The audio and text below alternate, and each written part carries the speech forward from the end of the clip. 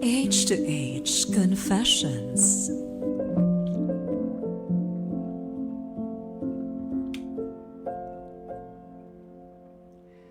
Mga kapatid, ang pakiramdam daw nitong si Diana ay naging pabaya ang kinakasama niya na si Rick sa ipinagbubuntis niyang anak.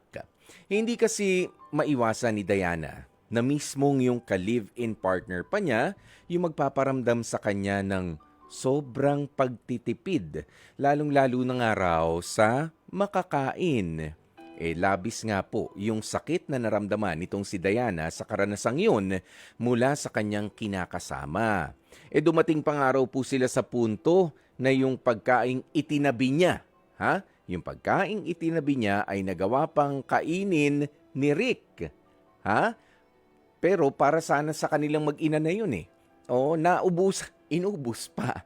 Ayan, pero yan po ang problema. Para sa iba, ano ba naman yan? Pagkain lang. Pero ganyan nga ho eh.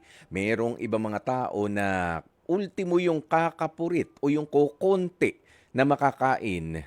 Talagang, sinasabihan mo ng I love you, pero inuubusan mo ng makakain. Diba?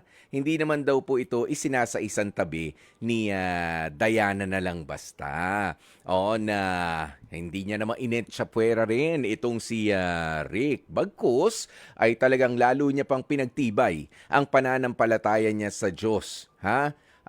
Mas nagtiwala pa siya at inunawa yung ganoong klase ng sitwasyon na nangyayari sa kanilang dalawa. Kaya naman kausapin na nga po natin mula sa Pasay, Diana, magandang tanghali sa'yo. Diana? Diana? Hello po, good afternoon. Oo, good afternoon. Tama ba yung sinabi ko na pati yung pati yung itinabi mo na para sa inyo talagang kinuha pa ni Rick. May mga ganong mga pagkakataon. Hindi naman po. Siguro Hmm. that time lang. Actually, hindi yung partner ko yung kumain, yung kapatid niya. Yung kapatid Ganun. niya. Kinuha pa. Kumbaga, para sa inyo ng mag-ina, ibinigay pa sa ibang tao. Siyempre kasi, ang dapat nating unahin na nga, pagka meron na tayong sariling pamilya, yung partido natin. Oo. 'Di ba? Unless talagang si kapatid niya ay kailangan na kumain ng mga oras na 'yon, baka inom ng gamot. Hindi naman. Hindi naman. Siguro Ah, hindi lang siya aware na hindi siya pwedeng kainin that time. okay. Pero bukod diyan sa mga ganyang pagkakataon, sa papaanong paraan mo pa naramdaman mula dito kay Rick na para bang parang napapabayaan naman yata kayong mag-ina? Actually, hindi naman all the time. May times lang talaga na nagugutom ako tapos hindi niya agad na ibibigay. Like pag sabi ko ng isa, dalawa, tatlo, pag hindi pa siya nasunod sa gusto kong gawin, natitrigger ako agad. Mm. Pero hindi kaya ikaw naman din, honestly, Diana, ay madalas lang na nagke-crave sa pagkain. Kaya naman itong si Rick ay naku, yan na naman. Pagka pinabayaan naman kitang kumain ng kumain, alam mo, masama sa tao yung kulang sa kain o walang kain. Pero lalong Yes masama rin po. naman kapag ka sobra sa kain. Yes. Oh. Hindi kaya ganun din ang katwiran nitong si Rick? Nagkausap ba kayo? Hindi naman po siguro actually hindi din siya nag-explain sa part niya. Basta sabi niya, mayroon lang akong pumintig lang yung tenga ko dun sa part na parang ang gastos. So, Mhm. nagpapabili ako ng mga pagkain. Tapos, yun yung sinabi niya. So, parang mas lalo ako yung emotion ko na bakit magastos na ba yung paghingi ko ng pagkain na sa tuwing nagugutom ako. Kasi every time kasi, lalo na sa madaling araw, nagdidemand ako na nagugutom ako, ganyan. Syempre Oh, kami lang nasa bahay, which is wala din siya. oo. So magpapa-deliver ka, ganoon. Oo, gano'n sana. Hindi din naman ako makapaglabas kasi wala rin bantay ng anak ko. Hindi naman puwede isama ko, kalahating gabi na nga. Hating gabi na. Oh, ganun yung Opo. sitwasyon ninyo, ano? Pero I mean, hindi ka ba nag-i-stock naman ng ano yun, ng mga ngata diyan sa bahay ninyo? Para kapag ka dumating na medyo magutom ka sa madaling araw kasi alam mo, ako honestly minsan bumabangon din ako, nagigising ako kahit yung si Mrs. Popoy, pero meron kami mga crackers. 'Di ba? Na 'di ba yung mapagbigyan lang parang kumakalam yung sikmura ko. Pero ang iniisip ko talaga, ang gusto ko ay burger. Ang gusto ko ay chicken. Ang gusto ko ay mag-samgyup. Kaso naka-90s na ako eh. Oo, kaya hindi na ako lumalabas din eh. Mm. Opo. May mga ano naman, may groceries naman kami sa bahay. Yun nga lang, as a buntis, di ba? May mga Mm. available na foods. Like Oo. that time, meron available na gulay and pritong Mm. isda. Pero hindi yan ang gusto kong kainin. Hindi. Which is Mm. kapag buntis, kahit maraming pagkain sa harapan mo, kapag hindi yan yung tinatanggap ng sikmura, wala kang magagawa kasi isusuka mo lang din yan. So, Yan. kung ano yung gustong kainin, dapat yun yung makakain namin as a buntis. Oo, at diyan na nga tayo lalo mas nagkaintindihan, 'di ba? Na Yes. yan pala ay nangyari nung ikaw ay nagbubuntis at nag-crave, anong tawag mo nga diyan sa Tagalog? O naglilihi. Lihi. Oh, Oo. naglilihi. Alam mo, diyan talaga medyo parehas kami ni Rick natatamaan. Dahil meron din ako, I had the same experience na merong ikinrave para sa aming unang anak, ano, si Mrs. Popoy. Hindi naman ma-request nga naman sa pagkain yun. Alam mo, yung Tama. mumurahing burger lang. Mumurahing burger na buy one take one lang noon. 'Di ba? Yung kinrave niya. May mga nadaanan ako, pero sabi ko, ano ba yan? Galing ako sa trabaho, pagod, ganyan. Iuwi ko na to. Pag uwi ko, excited na sumalubong sa akin. Nandyan ba yung nirequest ko? Alam mo, ano pala yun? Itinanim niya sa dibdib niya. Yes. Oo, yung sama ng loob. Ilang araw pa yan bago mawala. Minsan lang daw. Sa'yo araw lang? Sa amin taon eh. Oo, sa amin taon. Oo, gusto mo ako na yung i-heart to heart mo nga. Ayan, pero sige, nung nangyari nga ito, ano ba yung kinikrave mong food noon? Ha? Na pinag-awayan Actually, ninyo, kinasama talaga ng loob mo. oo, meron kasing available na ulam which is pinakbet tapos Sarap. pritong bangus. Naku, So nagpabila sarap. ko sa kanya ng lechon manok, chooks to go. So Mm. ending, isang piraso, dalawang piraso lang yung nakain ko. Tapos kinain pa ng kapatid niya at hindi pa nagtura. Yun yung mas lalong ano yung yun mas lalong gumuho yung emosyon ko doon. Umiyak Oo. talaga ako nung umiyak kasi Oo. nga hindi nga lang din pinalitan. Hindi rin pinalitan at ang Mm. eksplanasyon, akala kasi nung iba, ganun lang naman yan, bili na lang tayo ng bago. Ang hindi nila alam, yung immediate, hindi nga yung ko gusto eh.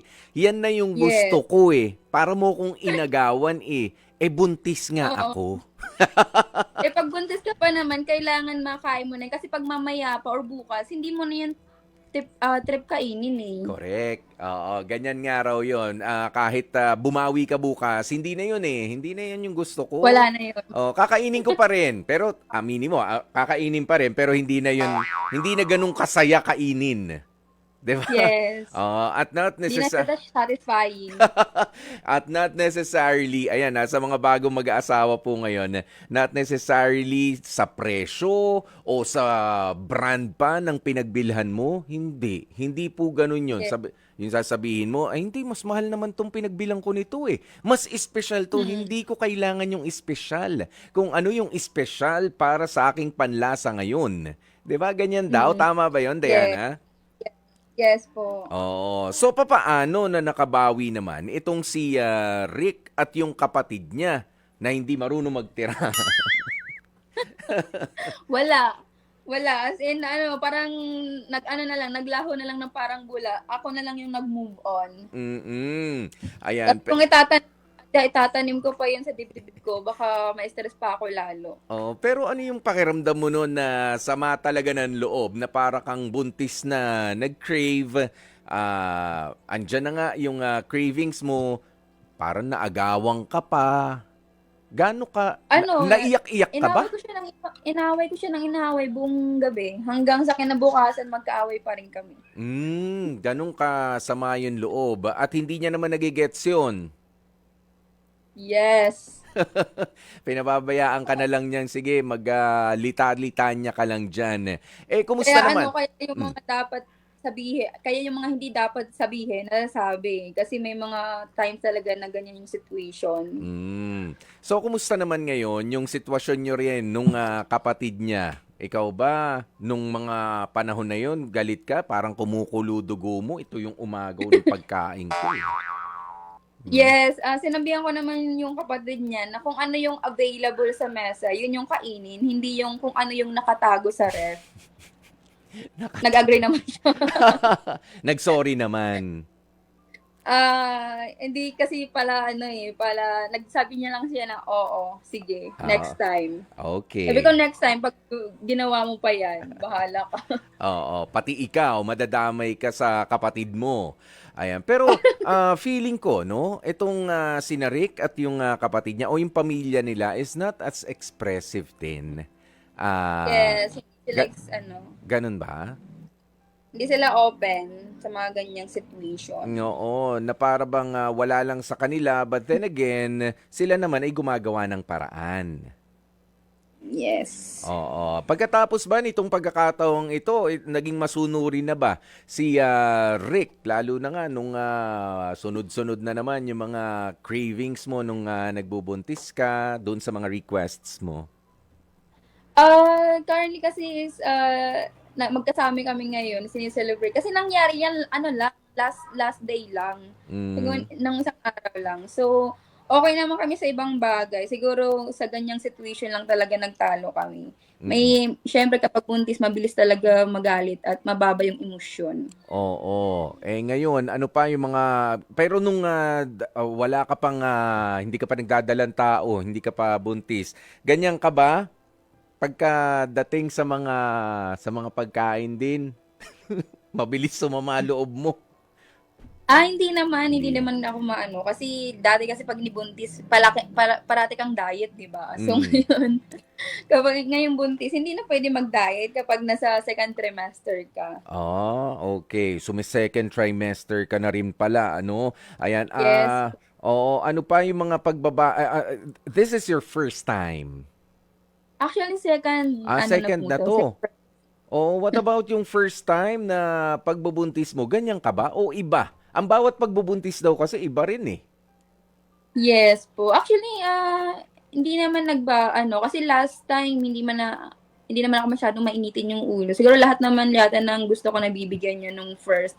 Siguro this time lang, Hmm, hindi. hindi. Ano bang ginagawa nung kapatid niya sa bahay nyo?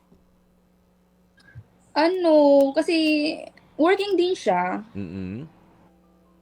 So, yun. So, siguro paggising niya, kung ano yung available, yun yung kinain niya. Hindi, bakit magkasama kayo sa bahay nung kapatid? Kayo ba ay nakikisilong sa bahay nila o Ah, nakikituloy itong kapatid ni ano, Rick? dito kasi sa Pasay, nag-rent kami. So, which Mm-mm. is, para maka-save ng monthly rent, naghati-hati kami sa renta every month. Pero ang importante diyan, ano, hindi na lumalim ng lumalim yung samaan ng loob ninyo. Yes po. Sa ganyang situation, pag ganyan, kung ano yung parang kung ano yung kinasama ng loob, sa ganyang araw lang, sa susunod, wala na yun. Parang biglang nawawala yung hindi pagkakaunawaan. Pero talagang Hindi pa nagtatanim ng galit. talagang medyo malala lang yung nangyari nitong nakarang araw, mga araw lang, ano? Ano ba? 2-3 days ago. Oo. Yes. Ayan, okay. At least alam na nitong si Rick, 'di ba, na yung mga ganito mga bagay hindi basta ipinagsasawalang bahala. Na-address mo naman siguro sa kanya ng maayos na rin 'yan. Yes. Sabi ko next time, pag marinig ko pa yan sa'yo, ewan ko. Oo. Pero ngayon, anytime soon, nararamdaman mo ba, Diana, na magki-crave ka na naman for something? Yes po, kasi sa buntis hindi talaga siya naiiwasan eh. Kaya Mm. kung anong gusto kong kainin, yun talaga yung dapat nabibili. Oo. Okay. Mm. Ganun naman Parang pala. tagal kasi bumalik ng appetite ko from first month to 6 months. Hanggang ngayon, hindi pa rin bumabalik yung appetite ko. So, kapag ka nakaramdam, ayun, kailangan na nandyan. Yeah. Oo. Yes po. Pero sige, naiintindihan lang rin naman natin ano yung sitwasyon ni Rick ngayon, 'di ba? Na nakikita mo naman medyo napipinto yung pagtaas ng mga bilihin din, ng mga gastusin, kaya kanya nahiritan na ano to, magtipid. But not necessarily tinitipid ka sa pagkain, hindi naman. Hindi naman po. Siguro Mm. sa ano lang, kasi sabi niya, siguro sa part lang na may available na ulam naman, dala-dalawa pa nga, bakit hindi yun yung kainin mo? Siguro yun yung pinopoint niya na hindi Mm-mm. lang niya masunod agad yung gusto. Magkano yung chooks to go? Nasa almost 400 yun. Di Oo. ba? Ayan, para doon sa ibang mga nakikinig sa atin ano, para napakababaw lang ng pinag-awayan nila. Yes. Pero meron ho talagang something na hindi natin maintindihan sa mga naglilihi. Ayan, ng mga misis. But then again, itinuturo at pinapaalala rin naman natin na hindi naman kailangan. Kasi kanina may inamin itong si Diana na may mga salita na napakawalan na Mm. na hindi naman din dapat na Mm. pakawalan ng isang tao na nainis o Opo. nagalit doon sa request. Maybe ito yung pagkakataon para naman na humingi ka ng apology. Ha? Gusto mo ba? Nakapag-apologize ka ba kay Rick? Opo. Nakapag-apologize ka na? Yes po. Nagkalinawan na kayo kasi of course hindi rin magiging maganda sa pakiramdam ng isang tao na nakapagbitaw ka ng mga salita ng dahil sa isang temporary lang naman na pakiramdam na hindi naman din talaga dapat in the first place, 'di ba? Kumbaga ay na ano ka, nilukuban ka na nung masamang emosyon mo. Yan po yung dapat nating iiwasan. Nandiyan ka pa ba sa linya itong si Diana? Ayun. Oo. Yes po. Okay. Sige. Diana, meron ka bang mga gustong sabihin naman na para makabawi-bawi tayo? Ayan, ang appreciation din of course kay Rick. Kahit pa nga pinasama niya yung loob mo 3 days ago, gaano mo kamahal itong lalaki na pinili mo na maging ama ng iyong pangalawang anak na rin, 'di ba? Ng dalawang anak. Ah, wait lang. Kasi una sa lahat, gusto ko lang sabihin, no, sa mga partners dyan, na wag niyo pong ginugutom yung mga misis niyo, lalo pa kung buntis sila sa ngayon. Kasi grabe talaga yung sakit ng ulo. Parang apektado yung buong katawan ninyo talaga pag nagugutom yung buntis. Actually, hindi lang naman yung katawan ng babae yung apektado, pati na din yung baby, di ba? So, yun lang. Sana, kapag may mga partner kayo na ganito yung situation, tulad ko, lahat ng gusto nila, sana may bigay agad para at least, no, meron tayong peace of mind, tas maganda yung pagsasama as mag-partner or mag-asawa.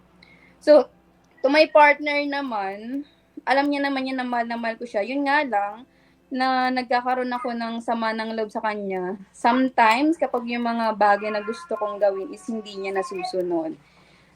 Yun lang po. Ngayon lang ba yan na kapag ka ikaw ay nagbubuntis o kahit na wala na yung mga cravings mo? Kahit hindi po, basta galit ako sa kanya, galit ako. But of course, I would like to remind you also, Diana, na hindi naman, of course, lagi yung mga partner natin, ang mga may pagkakamali sa atin, ang mga may pagkukulang.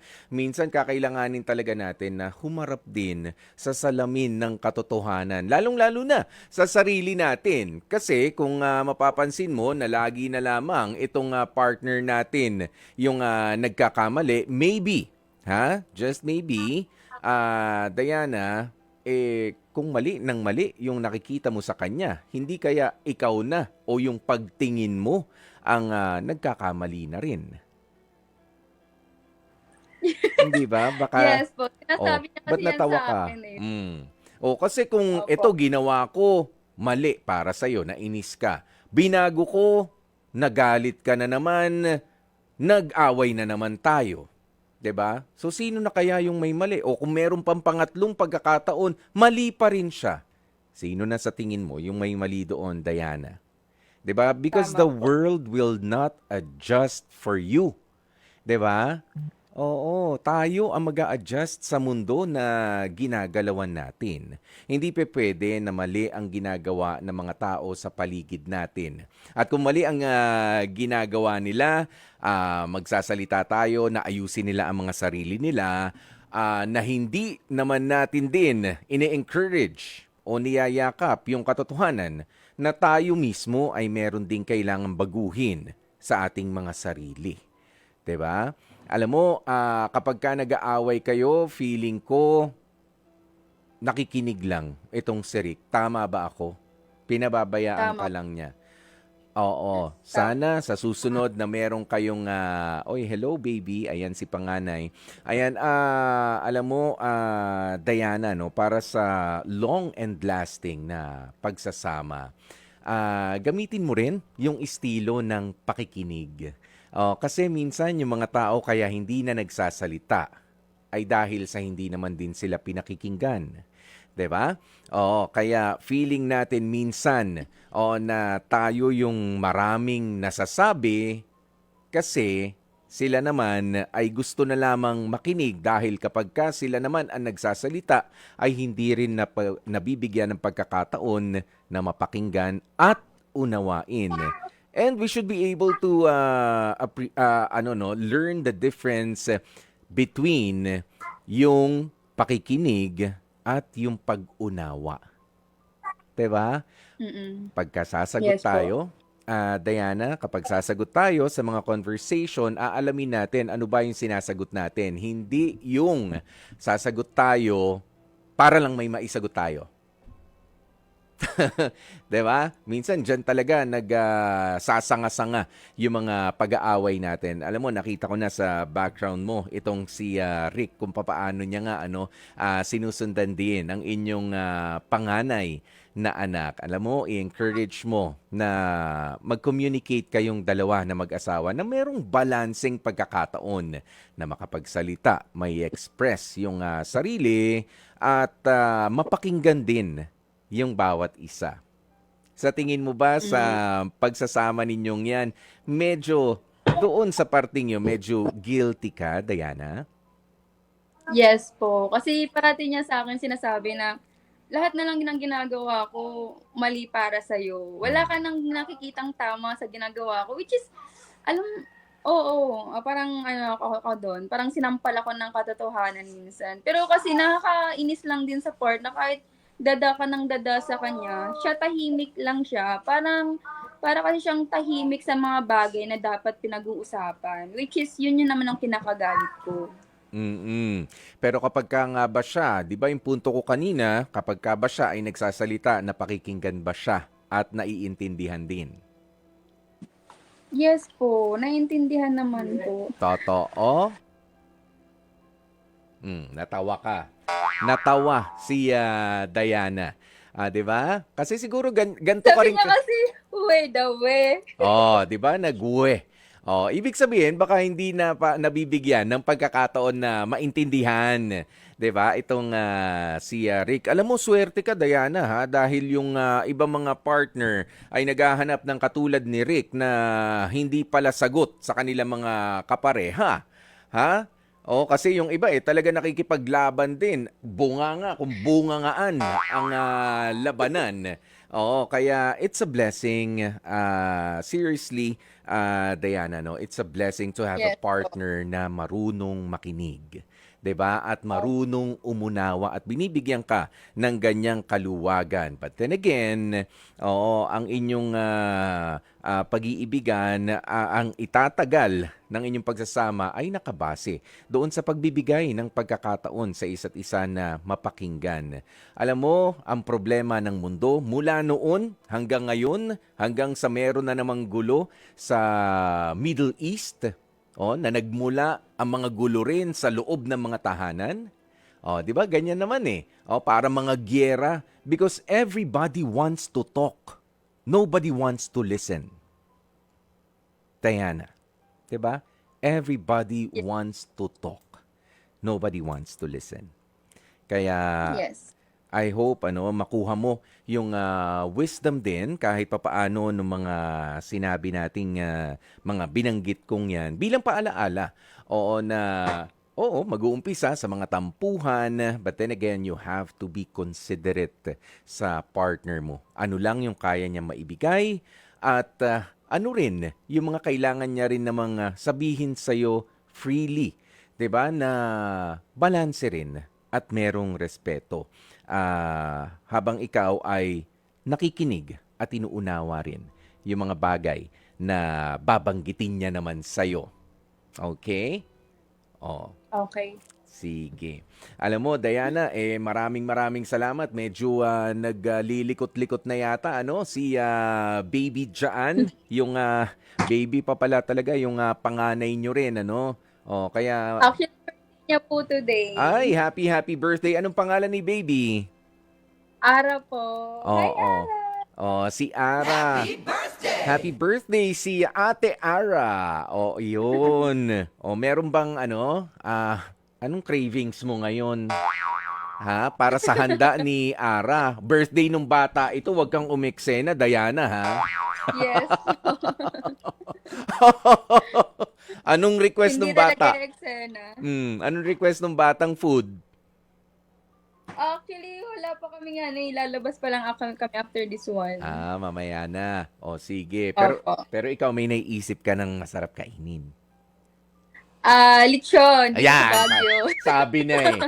Kasi nga, nagugutom na rin yan. Sige. Opo, tanghali na din. Tanghali na nga. Maraming salamat sa iyo, Diana. Yung reminder rin natin sa iyo. Na matuto rin tayong makinig kay Rick sa ating partner. Okay? Yes, Sige. nakinig naman po siya.